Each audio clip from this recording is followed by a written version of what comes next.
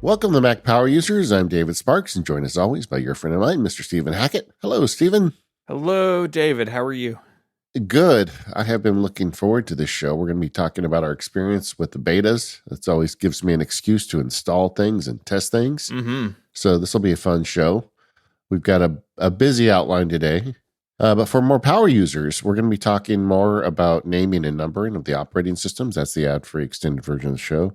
So we've got a full outline of Apple beta-related stuff here today. We do. They keep spinning off platforms. I realized last night that tvOS just isn't in here. It's like tvOS got some stuff. Maybe we'll circle back to that in a feedback episode. But a lot of stuff. So we had spoken a few weeks ago about what our strategy was going to be going into WWDC, and so we have experienced all of the betas.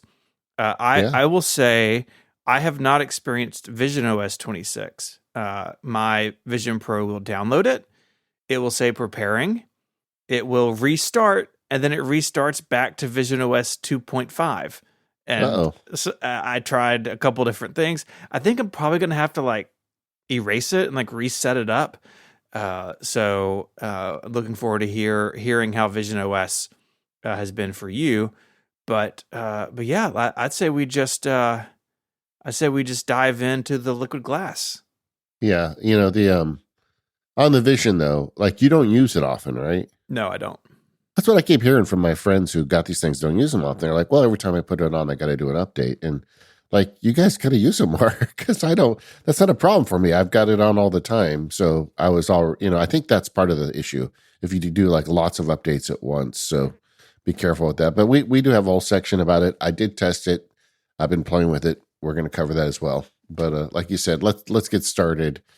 The big, UI update this year is this liquid glass item, and now you and I have both spent some time with it. Yeah, it's really interesting. We're going to talk about it sort of in the context of the various platforms, but right at the top, I've just been thinking a lot about it, and it is interesting that it doesn't really change a lot of where things are. And there are some exceptions to that, particularly on the iPhone that we'll get to later on, but things basically are where they've been. It's just things are dressed up a little bit. So you've got buttons with this glass material where the content flows behind them and they refract the light and the content kind of within the edges of it.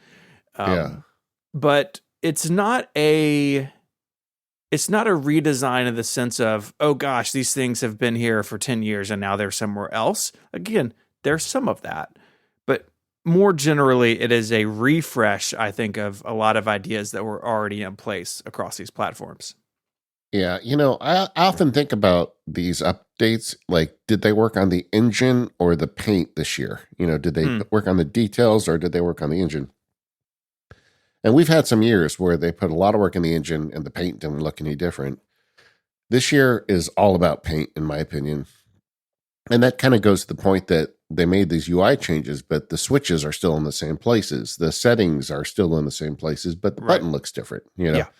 And I think that's the way to do something like this. I don't think you should change the UI and move things on the same year.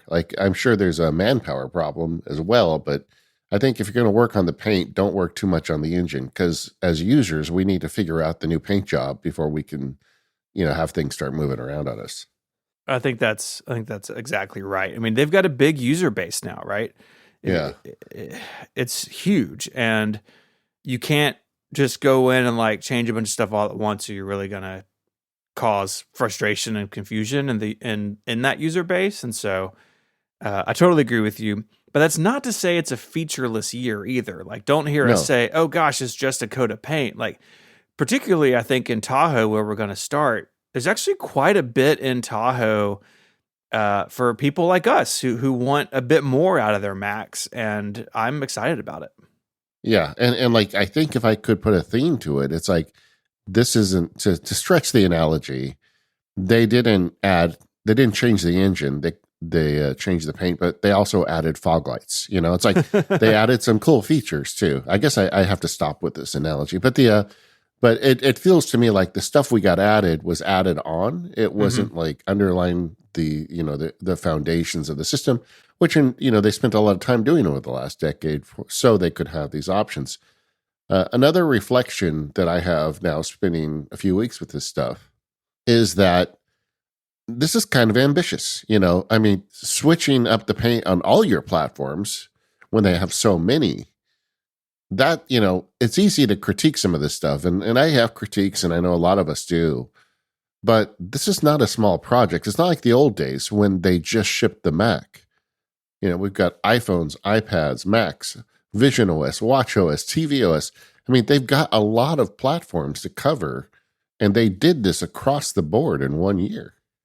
Yeah, it's really broad. And I think we said this on our post WWDC episode, but this is not something Apple started on a year ago. This has clearly been in the works for a long time.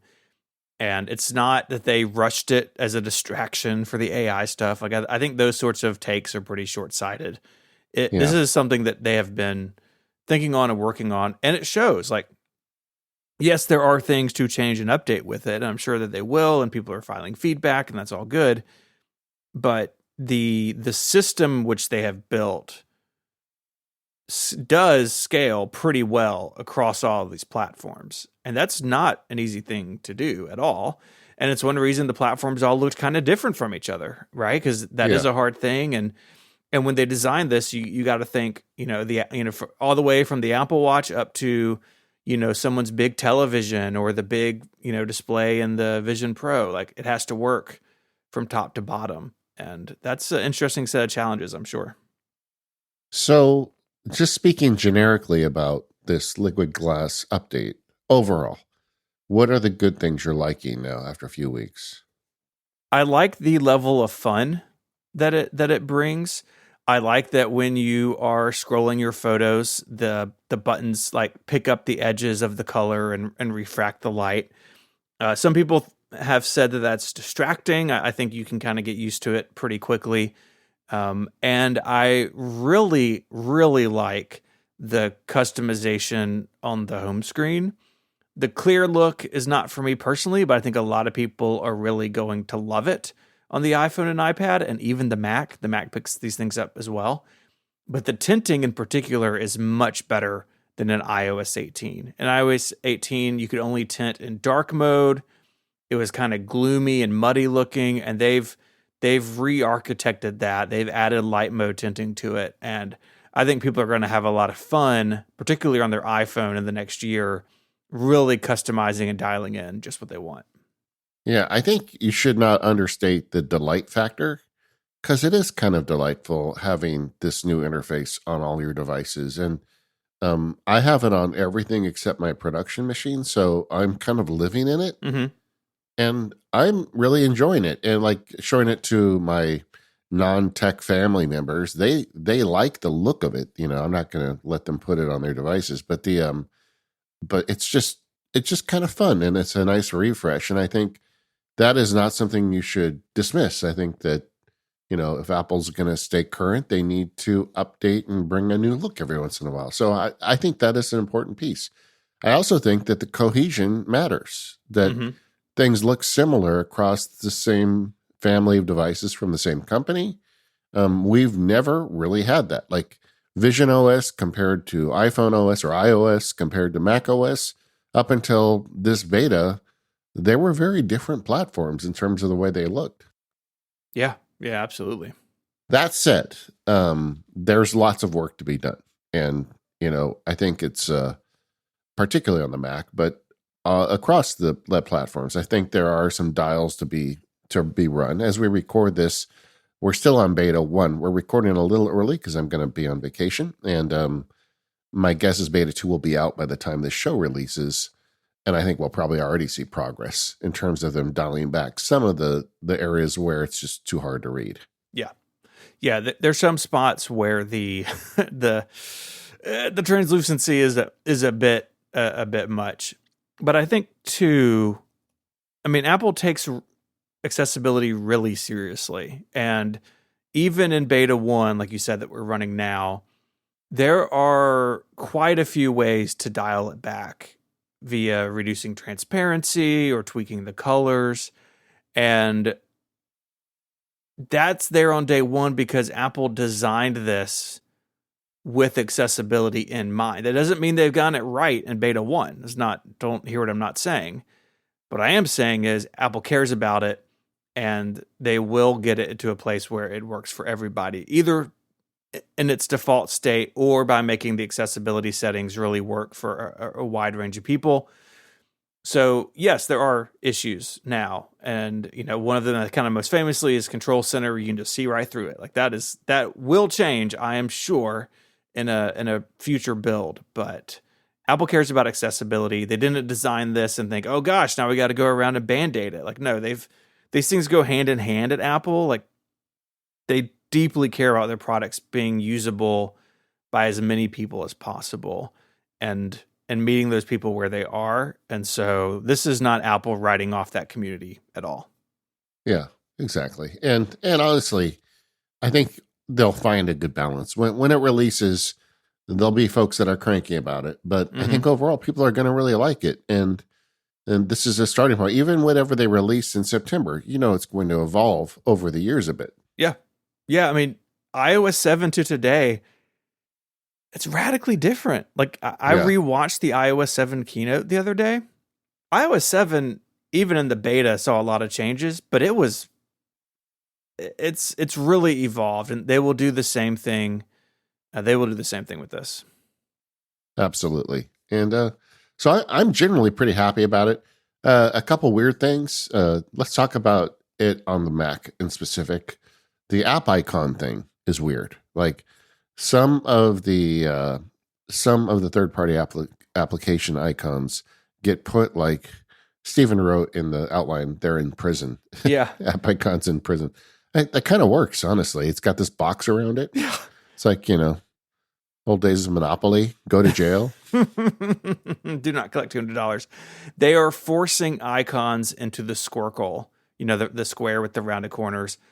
And so like on my beta laptop, which is next to me, Notion, which I'm looking at right now talking to you, David, on my Sequoia machine, my production machine, it's not in a squircle. It's like its own little cube icon with the letter N on the front. Looks like kind of like a kid's toy block, letter block. And on Tahoe, it's that same icon shrunken down in a gray squircle. Like it's the ATP boys have said like it's in jail. That's where I got that from. That's not great. I wish developers were still able to have custom icon shapes on the Mac, because it's like been a fun part of the Mac for a long time. But developers will adapt to that. But yeah, right now at least it's pretty rough. And like Chrome, which is widely used, is also in jail, which is interesting because in Sequoia, it's the Chrome circle, that icon with the colors in it on a white background. But on Tahoe, the white background is gone and it's in the gray squircle gel. It's like, I don't know quite what happened there, but people will get it sorted out. It's early days for that still. Yeah. And, this is the thing where they're just trying to bring everybody into the same system. But on the Mac, one piece of this evolution is we are getting less whimsy on the Mac. Like the other one that people have been talking about is the Mickey Mouse hand. Mm-hmm. The grab hand looks like a Mickey Mouse hand. A bunch of people wrote me about that. And I'm like, I never really thought of that as a Mickey Mouse hand, but I guess I can see where you would say that. Yeah. Yeah, they got rid of the lines. So it's like just a blob of a hand. Yeah, it's a boring hand now. Mm-hmm. But, that seems to be like every year they take a little bit more of the historical whimsy out of the Mac. I'd even argue that the flip with the Finder feels like kind of a loss of tradition as well. The one you didn't mention on the show because we hadn't discovered it was Otto the Automator. And, they took his legs away and his arms. Yeah. Poor guy. Yeah, I actually, I think I'm not telling stories here. Sal Segoyan and I were talking about that, and he said, that original Automator icon was at the behest of Steve Jobs. Steve was the one, when they first demoed the feature, Steve named it Automator, because that wasn't the name of it. And he told the head of graphics for the Mac says, I want an icon with a robot. And that was how that happened. So, they kept the robot, but we just got his head now. Yeah, no, it's bad. My headline, because it was after I'd written the Finder thing, was, "Oh no, they did it to Automator too." Poor Auto. Sal didn't seem that upset. He's the guy who did it, so I guess I shouldn't get too wound up about it. But yeah, it's just like it feels like the whimsy is leaving the Mac to a certain extent, and maybe that's because they're a $1 trillion company and they want uniformity among their platforms. Maybe all the old guys that put the whimsy in have retired and nobody cares anymore. But I have to admit, that makes me a little sad to see things like that go away. Yeah, me too. But there are, like, on the Mac in particular, there are weaknesses. Like, the buttons in Finder are glass, and so they float above the surface of, like, the Finder window in a way that doesn't really make sense. But one place I adore it is, for a million years on the Mac, if you've done volume or brightness adjustments, you get that floating heads-up display that's like, it used to be, I think, center in the screen. Now it's kind of, lower third centered, and you get the little progress bar fill up, and it obscures content. Now I have a link to a thing I put on Mastodon about it. Now it's just this little liquid glass bubble that comes in where the notifications come in the top right. So and it's the whole thing's liquid glass. So in my screenshot, you can see it refracts the light based on the wallpaper, and it obscures the hard drive icon behind it, which is just like this really cool look. And I think it actually really works in that sort of environment. So why there are rough edges, particularly on the Mac, liquid glass as a material, right, that takes this light and bends it and changes it, it does lead to some really cool effects in places. And what I suspect we will see is over the summer and into, this release cycle, the third-party developers will kind of figure out where it works and where it doesn't. And we'll get to like a shared understanding of like, these sorts of controls really work well, these sorts of controls don't. And I think that'll be primarily based on what Apple has built. But I think the community will figure it out, and it'll all adapt and change over time. But there are, even on the Mac where I think it's the weakest, there are glimpses of something that's really fun and interesting. Like, that's just a more interesting, fun design than the old heads-up display that was gray in the middle of the screen. Well, if you want me to blow your mind, when you've got that volume open and you click on it, you can take 2 fingers and swipe right and left on your trackpad. Oh, that's cool. And it changes the volume up and down. You don't have to hit the buttons anymore. No, that's awesome. I know if you connect AirPods, they like bloop in and out of the control center. Like the animation and stuff is fun too. But I do want to get to some of the features in Tahoe if we're ready to dive into that. And I think the most interesting thing in terms of our, what we want and the Mac Power users audience is Spotlight. Spotlight, I had this, it was literally a shower thought this morning. I was just kind of thinking about the outline, what we're going to talk about. And Spotlight has turned into almost like a command line for your whole Mac in a way that really, I'm an Alfred user, so maybe I think Launch Bar may be a little more like this, but you can just basically start typing and write an email to somebody in Spotlight. It just sends off, and you don't see mail. It's not like mail comes to the foreground and it fills in somehow. Like, it just does it. And it's very impressive, even in beta 1. Well, the thing that the trick to Spotlight, once you get it installed, is hitting the right arrow key when you invoke Spotlight. And then it does this beautiful animation where it, like, you see the liquid, animation where things pull apart just like drops of water. And it adds 4 icons, apps, files, actions, and clipboard history. And so it gives you a way to already like drill in on Spotlight in ways you never could before. And I'm just continually impressed with this. I made a video for the Labs members on it because there's so much to do here. But you want to just take each one of those items and go through them? I mean, let's start with the apps. I mean, you hit the app button and it's like an app searching tool. You can type in, it groups them by type, so you can find any app using your mouse and keyboard, or you can just type in a search bar, but it's a really great little app launcher. Yeah, it really is. And I like that they're leaning into, I think that's how a lot of people use Spotlight, like even in the beginning, like back in the Tiger days or whatever. But what is neat about it is that it is like, I did not expect it to be like a modal thing within Spotlight, which lets you get to things actually faster. Like if you hit Command Space, right arrow, and then what you've done very quickly is limit the scope of the search, and so you can get to what you want more quickly.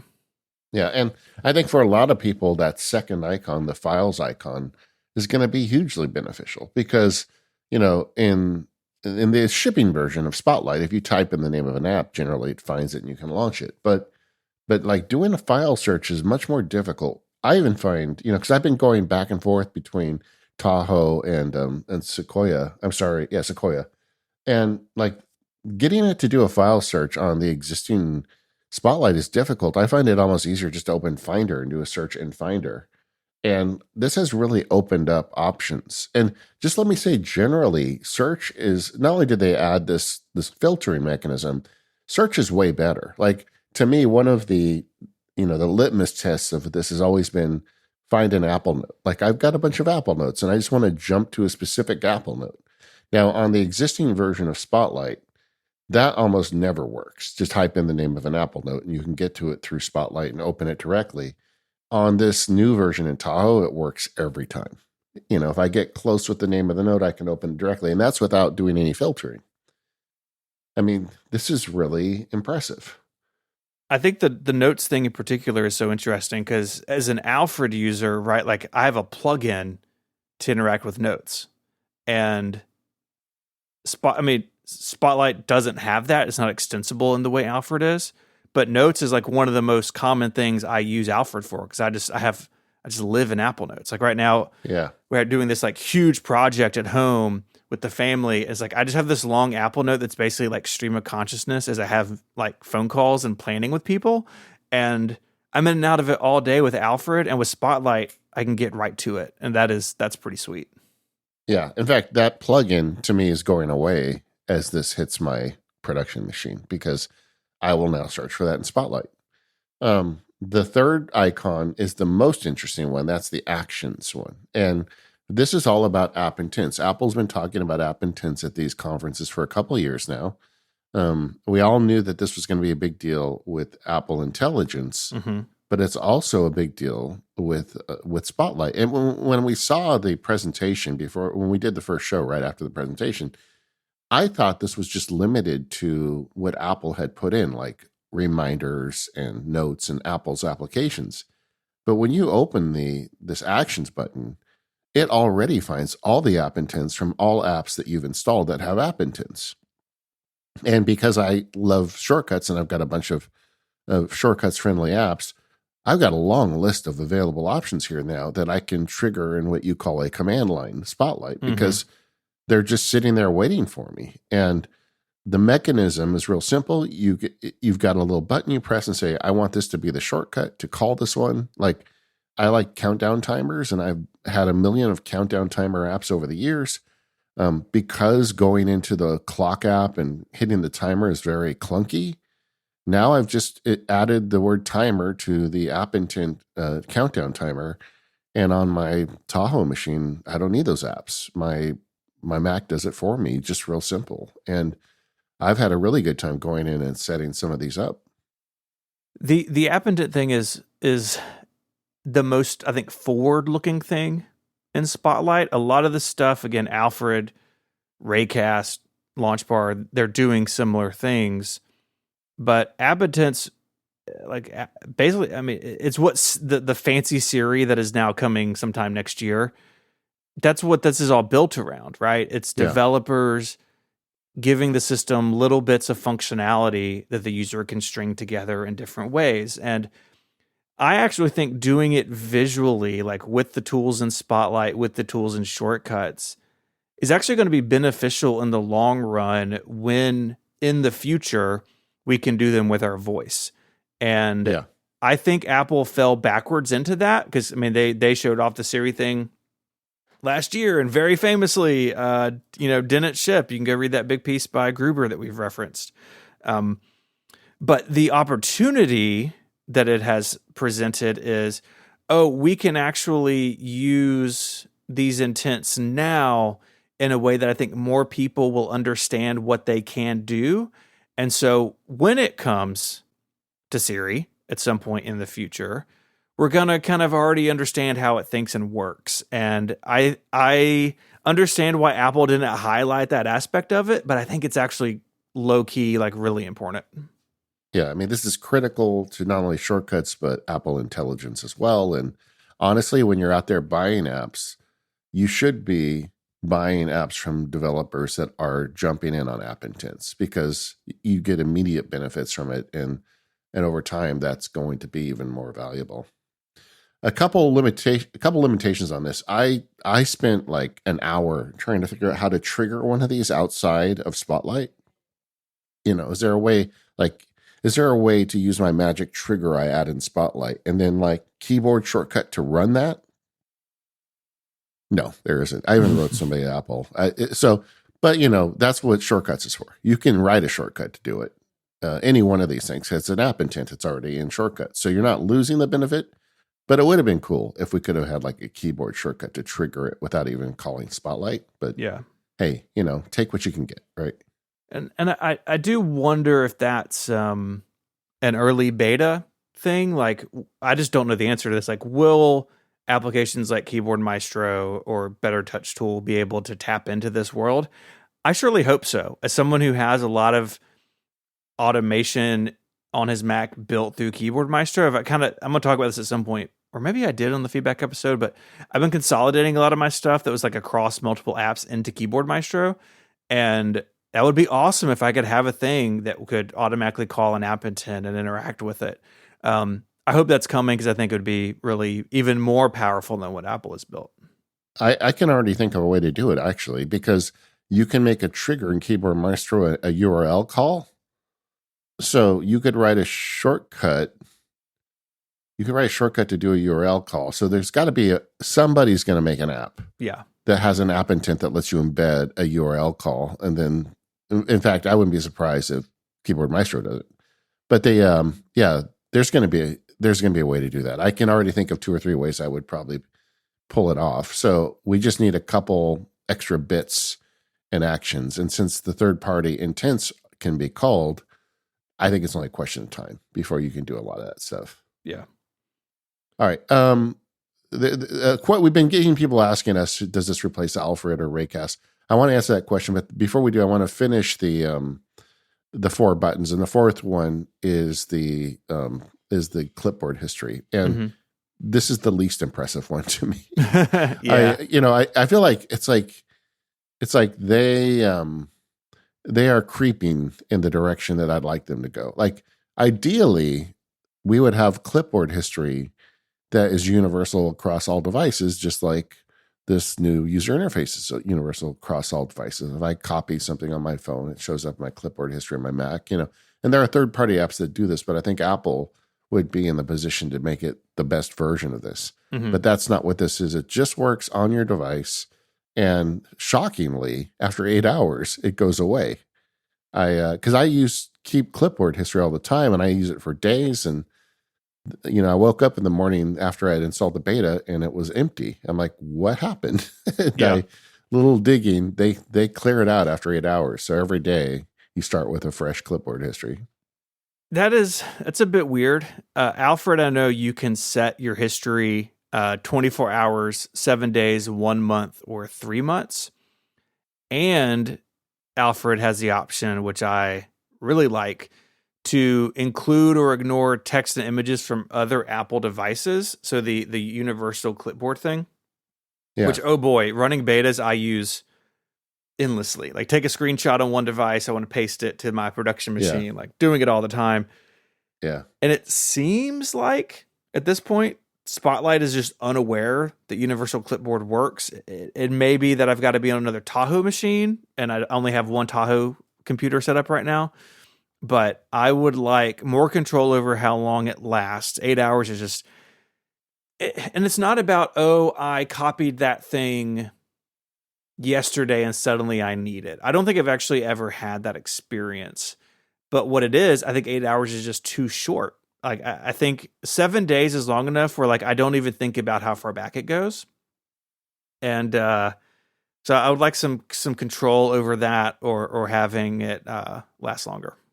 Yeah, I feel like this is a great feature that it exists, but I hope this is just step one of a much larger clipboard history. Like now that it's here, they have a beachhead. Now, next year, can we get, a compatible one on iOS and iPadOS? And can we, like there's just, it seems obvious what the next steps would be. In the meantime, I'm going to continue using third-party clipboard history because this hasn't got enough juice for me. Yeah. So does it replace Alfred Launchbar Raycast? I'll go first. And the answer is no. That's not because I just released an Alfred Field Guide. I know some of you are probably thinking that. It's just there are a bunch of features that I get out of Alfred that just are not here. Yep. And a lot of it is the third-party workflows. We've talked about how the Apple Notes one is replaced here, but there's a bunch of other things I do, that they're just not here, and I rely upon them. Link Cleaner, it's stupid little plugin, but I use it like 10 times a day, and like stuff like that, and like that's there, and like the way it interfaces with my contacts is better. There's just a bunch of stuff it does better, but that doesn't mean it does everything better than Spotlight. And historically, it did. So I used to have Spotlight mapped to control space and Alfred to command space. And like 3 or 4 years ago, I realized I never invoke Spotlight because Alfred does everything better. But that's not true anymore. Like calling an Apple Note, running an intent, there are a couple things now that Spotlight does better. So my strategy is I'm mapping control space back to Spotlight. I've already done it, and command space to Alfred.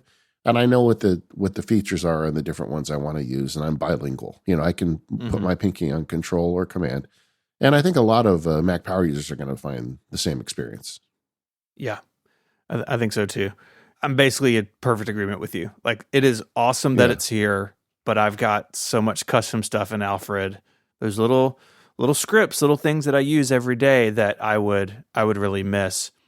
But I think this is another like classic example of Apple moving into a arena with power user apps.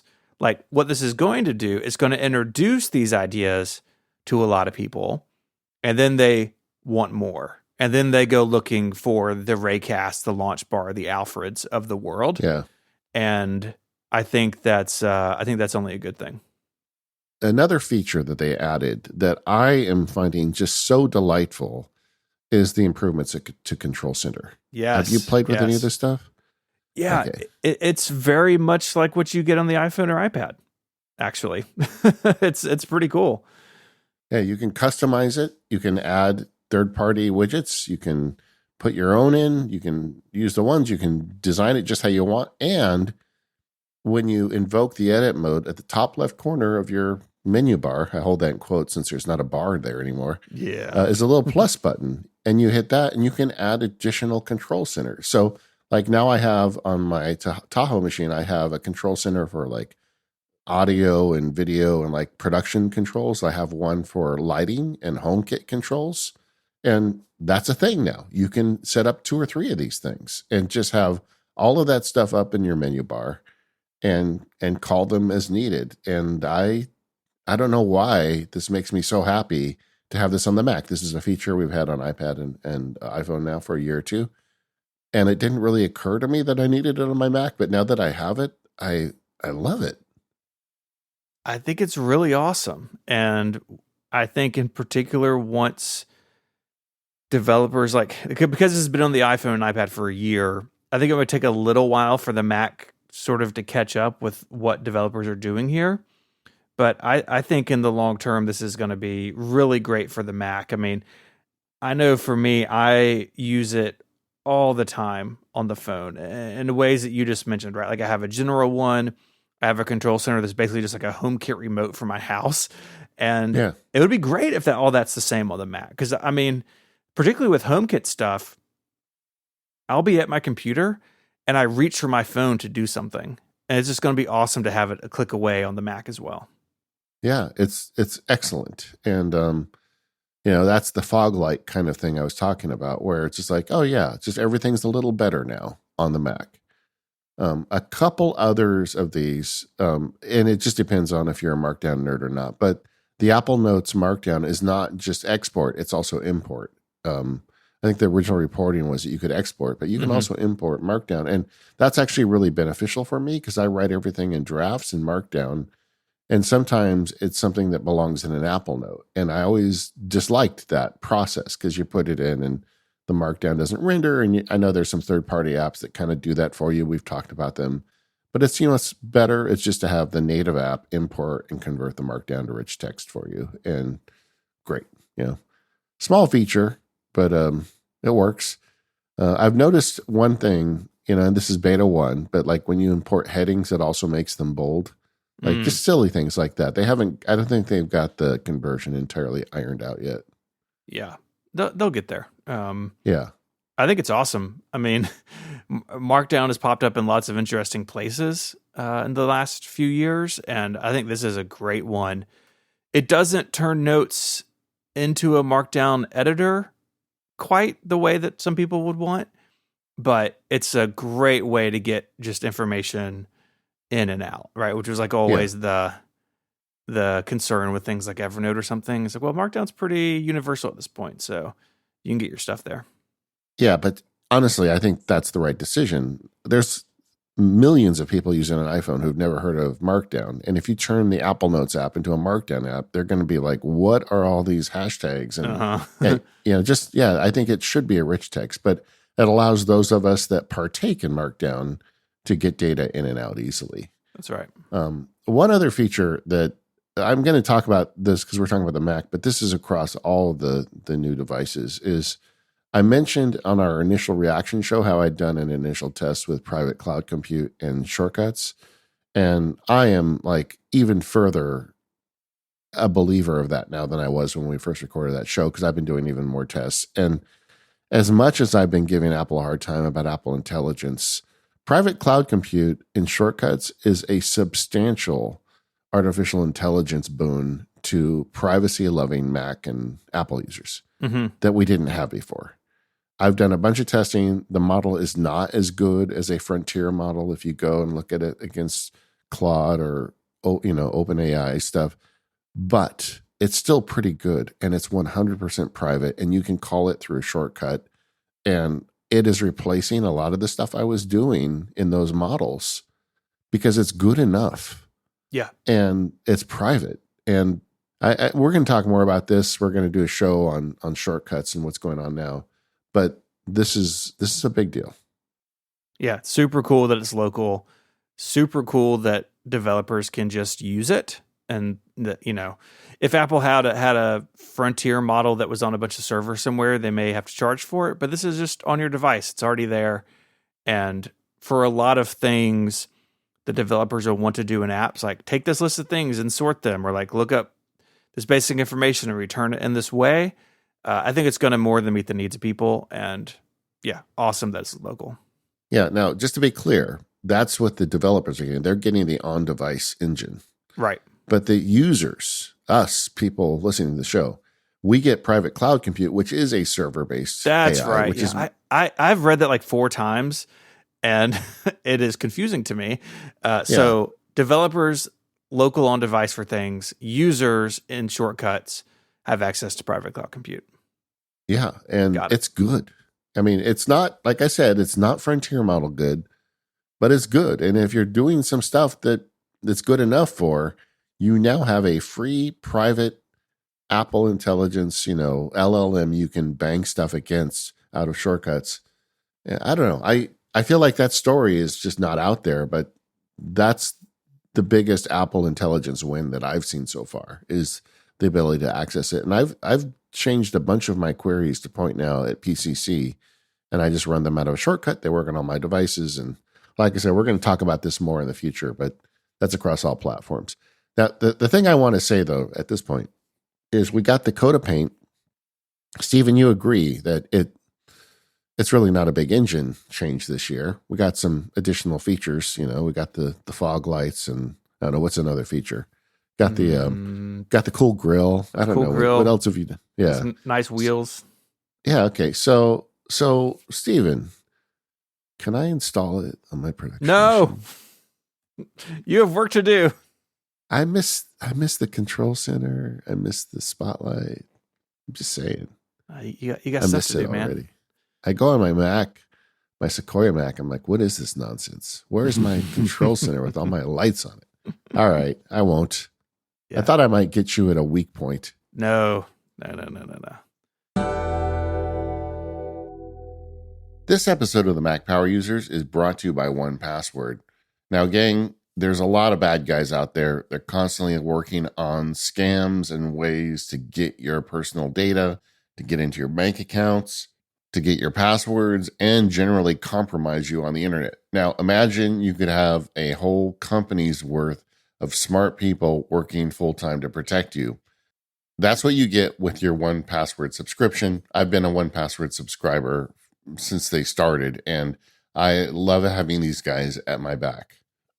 With 1Password, you can secure all sign-ins to every application from any device with the industry-leading password manager for work, family, and life.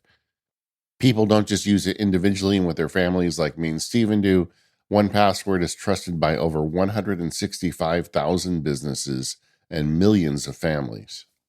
Internet security is a moving target with things like AI agents and passwordless sign-ins. 1Password is at the very front of all of this stuff, and they have products and services that will cover you no matter what you're doing on the internet.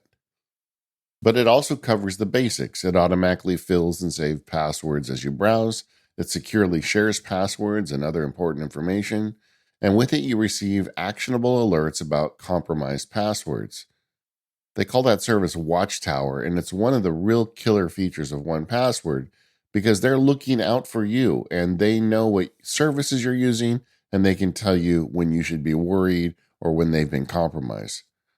You can set up separate vaults in your family, so you've got the one you share with your spouse, the one you keep to yourself, the one you share with the kids. And moving passwords between them is trivial. Sharing inside your family or with friends and family is super easy and secure.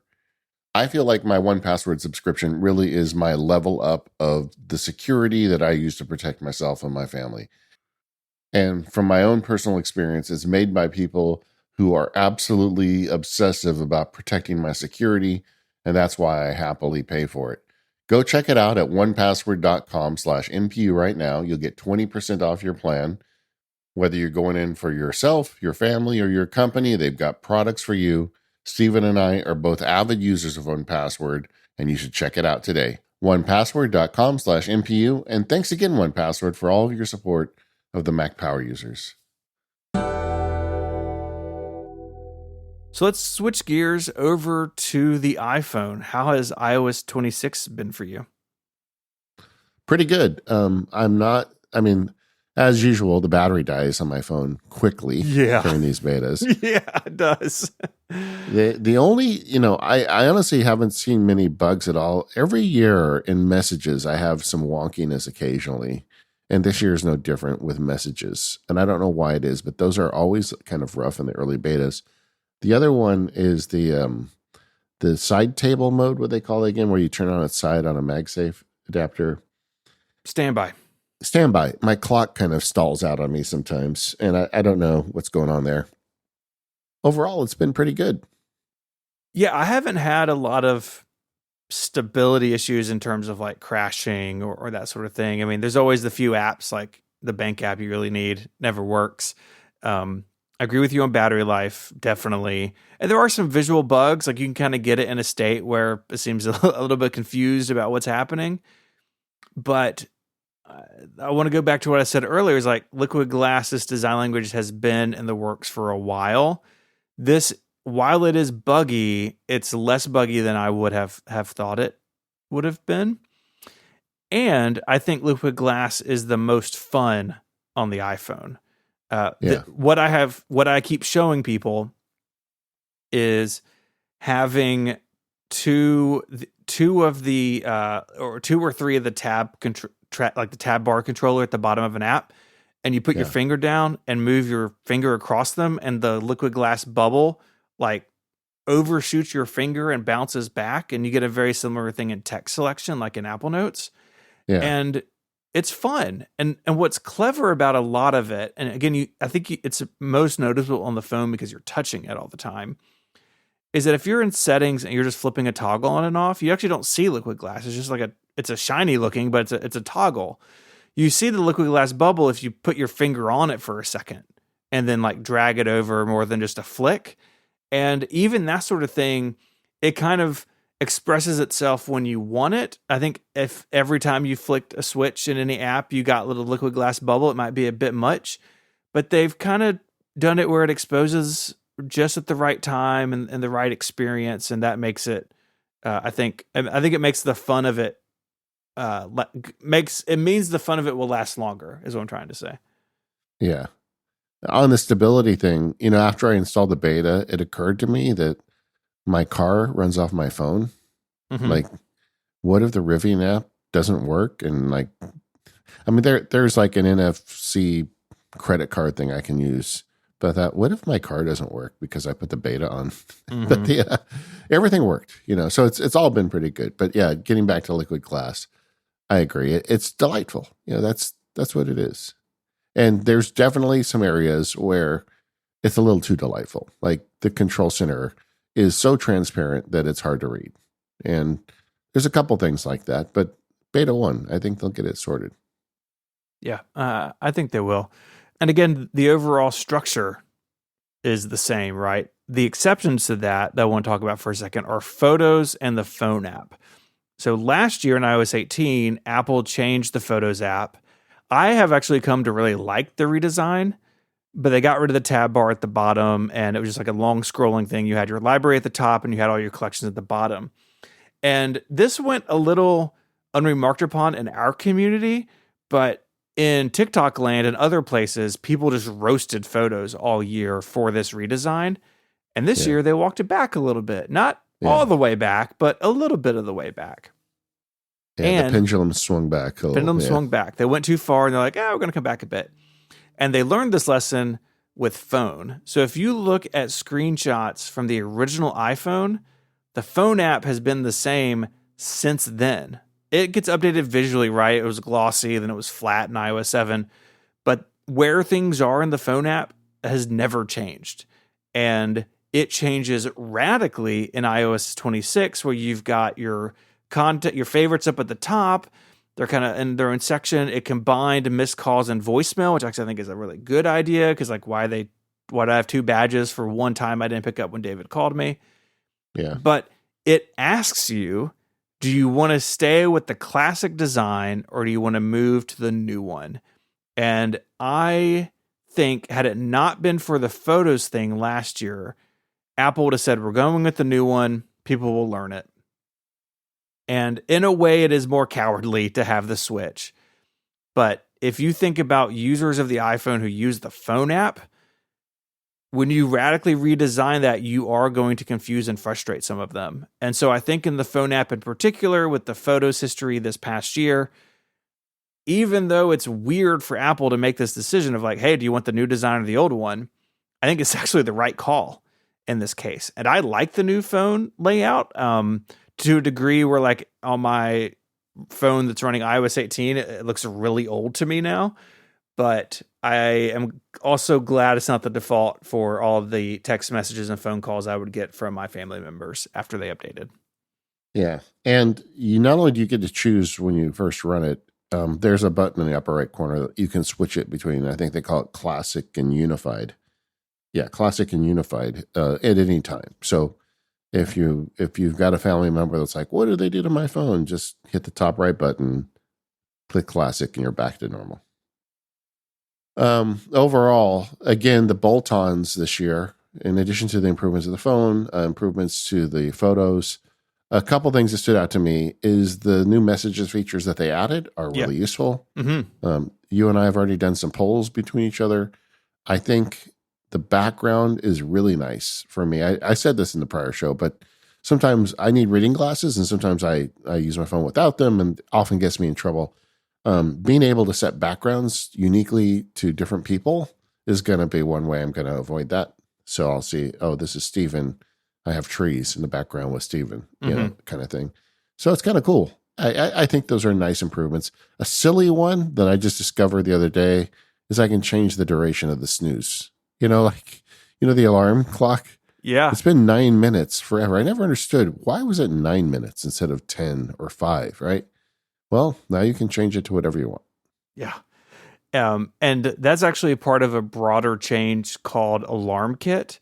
And so developers will be able to actually put up alarms that look like the standard alarm, but from their app. And that's going to be, I think, really interesting for apps like Do, right? The kind of task manager checklist app, but its thing is like, it reminds you until you want to die before you do something, right? And for things like that, or we have some friends who are working on an app where like timers and repetitive timers is really important for one of their features. Like, this is going to be really cool for a whole class of application. But yes, changing the snooze time, I would love to, if anyone knows why it was 9 minutes, like, I like to think that Apple hired some sort of like sleep scientist and they like tested the perfect number of minutes. Maybe some dude just picked a number out of the air 15 years ago and that's what we have, but it's changeable. Yeah. It's awesome. Yeah. Nice. Are you a snooze guy though? Do you like use the snooze? I mean, I shouldn't be, but yes, sometimes I am. I usually don't actually have it enabled, but on certain occasions I will turn it on. But I try to feel like the stakes are higher. It's like, no, you got to get out of bed because it's not going to give you a snooze. You can turn that off, right? So that's my ultimatum to myself on the morning. Ideally, you get enough sleep that you just wake up. Mm-hmm. Ideally. Okay, iPadOS. This is one I've been really looking forward to talking about on the show. We were giddy about the announced changes after it, but now that I've spent time with it, this is a big deal. I feel like of all the platforms this year, the iPad is the one that transformed with these changes. I think so too. I think the iPad is the thing other than liquid glass that's like, what was in WWDC in 2025? Oh, right. That's the year of the iPad. Like, finally, multitasking got good. I definitely want to point people. Our friend Federico Viticci did a great interview. You probably read it by now, but if you haven't, go read it. A great interview with Craig Federighi, who is Apple's senior vice president of software. And it was all about the iPad. And what I really came to appreciate in reading that interview is, one, Federico is a great interviewer, much better than me. But two, more importantly, Apple has struggled with the iPad because it has this like fundamental design problem in that its strength is that it's one app at a time and you kind of can't break it. That's why a lot of people like an iPad, is why they hand them to their kids or hand them to their grandparents, right? Or people who just aren't comfortable with a full desktop environment. They want something simpler and safer. And that's why the iPad is good and why the iPad is chosen and by so many people and sold in such great numbers. But also, there is a part of the audience for the iPad that want to use it as their primary or only computer. And how do you cater to both sets of people at the same time in the same product? Like, that's a hard problem. And now in iPadOS 26, you get to choose. It works in one app at a time. They even got rid of split view and slide over, which we can talk about in a second. But then they also give you this full-blown window management mode where you can drag apps around, and it works very much like the Mac. And you can layer Stage Manager on top of that, which I want to hear from you because you've spent a lot more time with Stage Manager. But I think they finally found a way to work with both of those types of users at once. I suspect this is it for the iPad here on out. Like, I think this is the design that we've all been wanting. Yeah, it's refinements from here. But I feel like, this was what we needed. I mean, it's really a trifecta. It's the window management plus the files improvement plus background tasks. Those three things, when you put them together, it solves a lot of problems. I mean, we've had a parade of former iPad power users on the show, and we've been rubbing their nose in the fact they're going back to the Mac. And I feel like a bunch of them are probably now going back to the iPad because their biggest complaints are being solved. But but on the window management front, so when we did our first recording after the show, I asked, well, why do we need Stage Manager? I mean, you've got window mode and you've got simple mode, right? So you've got single window mode, you've got movable windows. What else do you need? And what I didn't realize, because I thought that Stage Manager was like the in-between land between those two, but actually Stage Manager is the most advanced method because you get the windowing mode in Stage Manager. It's additive. So if you just want one screen and you've got window management, you can do that. But if you want multiple spaces and kind of the Stage Manager experience along with movable windows, you can do that too. Mike Hurley's who turned me on to that fact. I didn't realize it because I was making fun of it. He's like, well, wait, you missed something. You can actually move windows in the spaces. So if you really want to go power user mode and have different spaces for different things, you can. And putting the traffic light buttons in the top left corner, it's immediately understandable. I mean, one of my complaints about the iPad is they change it every few years. And every time I think I know the interface on how to manage a window, it changes. And it's just really hard for me, for whatever reason, to remember. Whereas the stuff on the top three buttons on the top left corner of a window, I've known now since 1984. And that is ingrained. And I think they're taking advantage of that. So this is just a big win. And I've had no problem managing windows. I've been doing it both on an 11 and a 13 inch. And suddenly the 13 inch is kind of fun because you've got extra windows and you've got space to use them. And I think this is just a big win in terms of window management. Very happy with that. Yeah, me too. I do think it is better with a keyboard and mouse than just using your finger. And so I think if you want to make a run at the iPad being that for you, at the very least, try like an external Magic Trackpad because it really does make a difference, I think. I bet they sell a lot of those expensive keyboard cases once it ships. Yep. I bet, a lot of people are going like, oh, okay, now I need it. Just kind of the other two pieces of that trifecta, the Files app is just better. It's not a Finder replacement, but it is a lot better and a lot more manageable. I mean, file management was one of the things that chased me off the iPad. And just to be clear, it's not the Finder, but it is giving me most of the stuff I need to work with the iPad in a manageable way that I didn't have before. For me, that's preview. PDF viewing and editing. It's just something we all do all the time. And there are lots of great third-party applications to do that over the years. But now having preview as we have come to know and love on the Mac, on the iPhone and iPad is like, man, this is a huge one. Yeah, agreed. And then the last piece of it is background tasks. And now you can download a big file in the background without leave Safari. You can render a video out of Final Cut and leave Final Cut. I mean, just the stuff that was always tripping me up where I'd get stuck in app jail. I couldn't leave until it was done doing the thing. That's no longer a problem. Again, this doesn't go as deep as it does on the Mac. It's not unlimited. But the usual problems are solved. Yeah, it was just so goofy that if you were doing a big export out of something and you went to another app, it just stopped. Like, so dumb. And it clearly was not an issue of the silicon, but I'm glad they got it resolved. Well, it was 10 years ago, right? When they first started shipping it, but not anymore. And I think they waited too long to do this. But, the best time to plant a tree. So we've got a usable iPad. And honestly, one of the things I'm struggling with right now is like I had figured out what iPad was to me.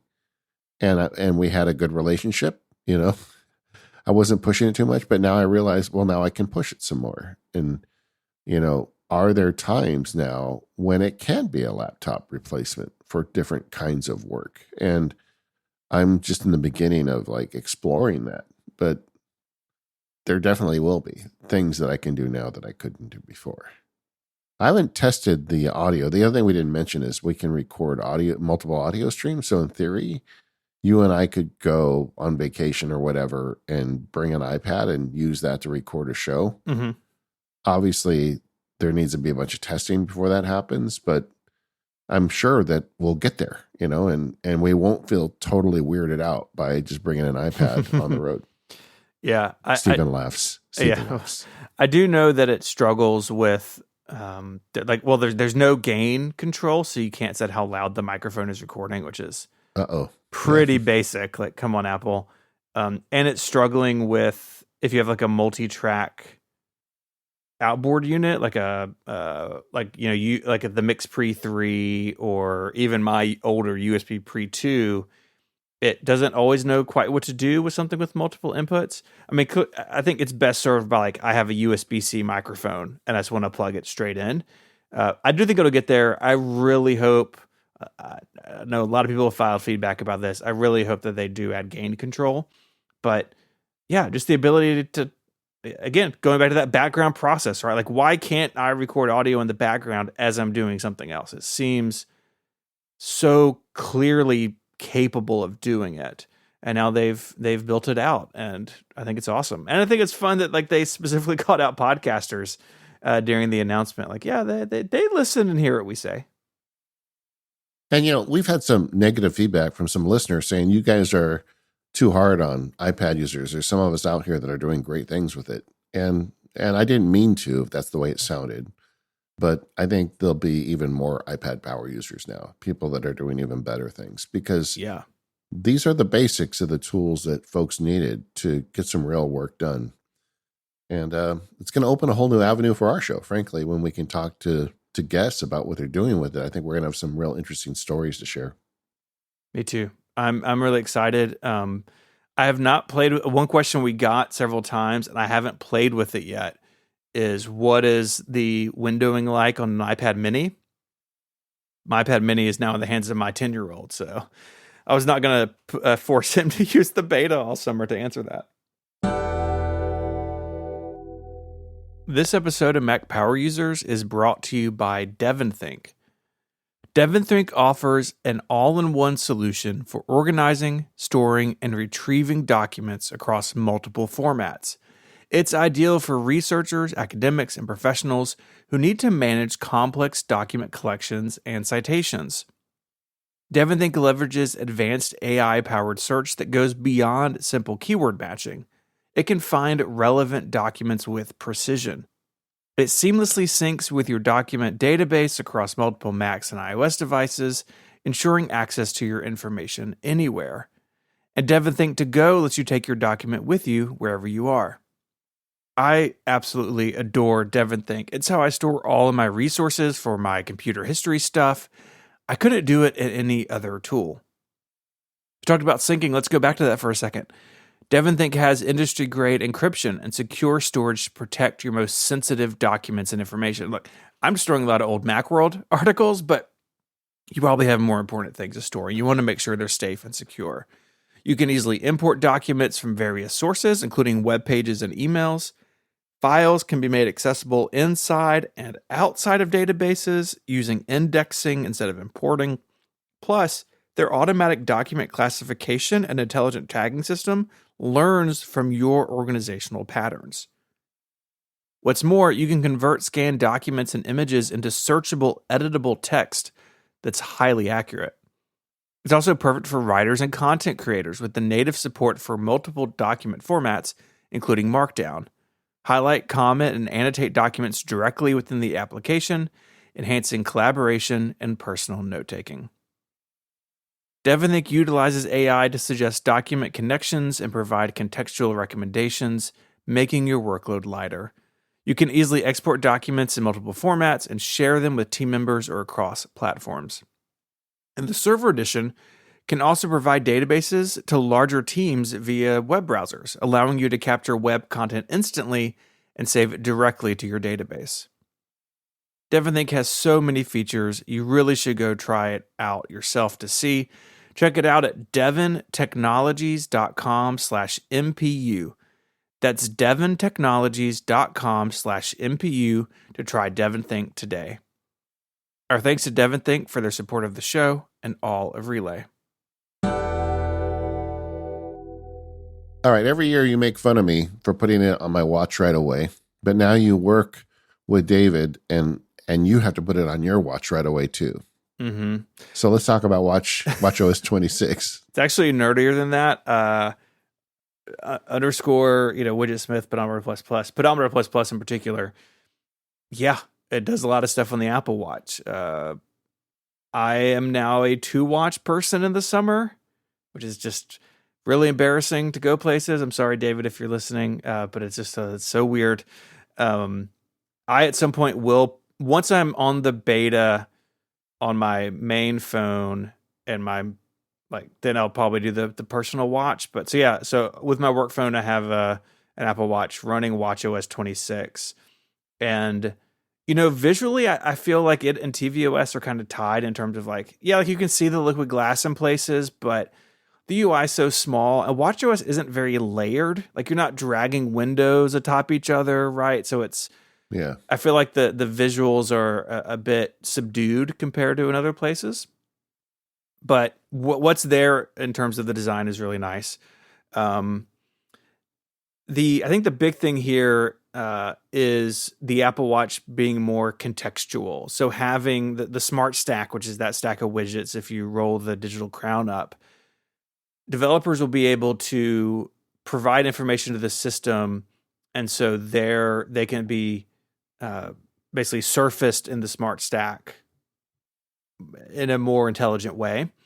I think I said this last time. It's the promise of the Siri watch face, all those years ago, but none of that's really here yet. Yeah. And same thing with custom controls. So we mentioned on the Mac where you can manage Control Center. You can do that on the Apple Watch now. And it actually does this really clever thing where it can pull controls from your iPhone, and then it will, best I can tell, because none of it's hooked up quite right yet, it will do that action locally if possible, but then on the phone if it has to. But again, these apps have to be updated to take advantage of this. So I feel like, at least on the software side, watchOS 26 is kind of one of the harder things to sort of evaluate at this point. But the promise I think is really compelling. Yeah, if you're tempted to put the beta on your watch, my advice is don't. There's not enough payoff for the fact that your battery's going to die every day. It's going to be real bad. The thing that I really like, though, and it's the Apple Watch Series 9 or later. So it's the Series 9, the Series 10, or the Apple Watch Ultra 2, is wrist flick. So if you have an incoming call, or you have a timer going off, or you have a notification, you can rotate your wrist away from you real quickly, and whatever's going on stops. And we talked about it last time, but I'm already really liking it. Yeah, I don't have that because I still have the Ultra 1. And boy, I feel like I'm due for an update anyway, but I love that idea. As I said right after Dub is I do the nose press sometimes to dismiss things. Sure. I would like to stop doing the nose press, and this would give me that power. But just to follow up on a point you had made earlier, I love Smart Stack. I think it's probably the most underused feature on the Apple Watch for a lot of people, and it could be one of the best. And if these third-party integrations really get smarter this year, I think it will be a huge improvement, but we're not seeing any of that yet at this time. So hopefully soon. So Vision OS. I have had trouble, like I said earlier, I've had trouble getting this installed. My Vision Pro just refuses to do it. I got to contend with that. But everything I've seen shows that Vision OS has really taken a leap forward this time. It's the youngest of the platforms. It hilariously went from version 2 to version 26, which is just never not funny to me. But how has your experience been with it? I can't wait to hear about it. Well, I mean, the whole process of owning the Vision Pro, I've been running betas on it since day one. And everyone's like, oh, are you afraid to run a beta? I'm like, no, because every beta on Vision OS is a marked improvement over the last release version. Because Definitely. it's a young platform and they're fixing things like fixing engine parts in that case, so things do work better every time. And the Vision OS, I'm in it probably about, 4 or 5 hours a week between watching movies and writing. And it's great. It's just, I haven't had any stability problems. You had a note in the outline that I agree with. Even though every liquid glass is based on Vision OS, Vision OS feels like the least liquid glass of all of them now. Yeah. And it may be a processor thing too. They're limited M2 and maybe they're dialing it back. Or they've just kind of already solved the problem in Vision. They don't want to mess with it too much, but that's fine. It still feels part of the same family to me. Yeah, one thing I was really interested in going into this because it was rumored, hey, the new design language is based on Vision OS, was some of the controls in Vision OS, where, like, for instance, you have the little grab handle in the bottom right hand corner to make an app bigger or smaller. Well, that is in the iPad. The iPad took that, not the I can rearrange from any corner like you can on the Mac. You have some ornamentation and some controls on Vision OS apps that are outside of the window frame. That is nowhere. That's still just in Vision OS. So it is not a copy in Vision and paste everywhere else. But I think what those rumors were getting at and what Apple has done is they took some of the ideas of, we're going to use light and transparency and a sense of place to put your controls above and around your content in a way that kind of makes sense spatially. And you can see that. Like, if you think about it that way, it works. Visually, they are still actually, Vision OS feels like a little like step out of turn a little bit compared to the others.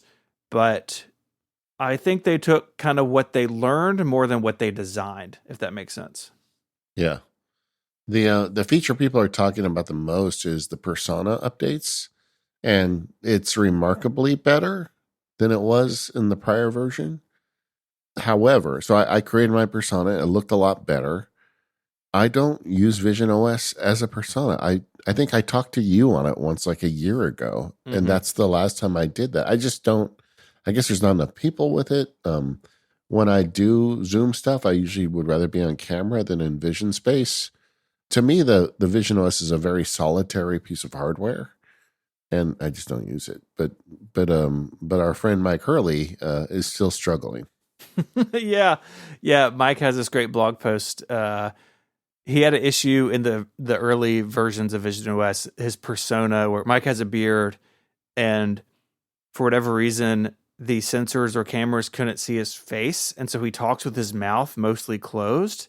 Like, go watch the videos in his blog post. It's horrifying. And his new persona looks way better, looks way more like him, but his mouth still doesn't really move. And I also have a beard and don't have this problem, but they haven't solved it all. But man, they look so much better. Yeah.